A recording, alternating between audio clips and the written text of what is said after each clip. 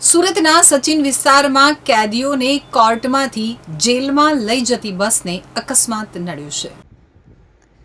સુરતના સચિન વિસ્તારમાં આજે એક મોટી ઘટના બની છે, જ્યાં કેદીઓને કોર્ટમાંથી જેલમાં લઈ જઈ રહેલી પોલીસ બસને ગંભીર અકસ્માત નડ્યો હતો. કેદીઓ ભરેલી પોલીસ બસ ટ્રકમાં ઘૂસી ગઈ હતી. આ ઘટનામાં કેટલાક આરોપીઓને ઈજા પહોંચી છે, જેમને હોસ્પિટલ ખસેડવામાં આવ્યા છે. પ્રાપ્ત માહિતી અનુસાર આ અકસ્માત સચિન વિસ્તારમાં આવેલી એક ચેકપોસ્ટ નજીક થયો હતો. પોલીસ બસ આગળ લઈ જઈ રહેલા એક ટ્રક સાથે અથડાઈ હતી, જેના કારણે આ અકસ્માત સર્જાયો હતો. તો આ બસમાં પકડાયેલા આરોપીઓને કોર્ટમાંથી લાજપોર જેલમાં લઈ જવામાં આવી રહ્યા હતા. તે દરમિયાન અકસ્માત સર્જાયો હતો. અકસ્માત બાદ ઇજાગ્રસ્ત થયેલા આરોપીઓને તાત્કાલિક એમ્બ્યુલન્સ બોલાવી અને નજીકની હોસ્પિટલમાં સારવાર માટે ખસેડવામાં આવ્યા હતા.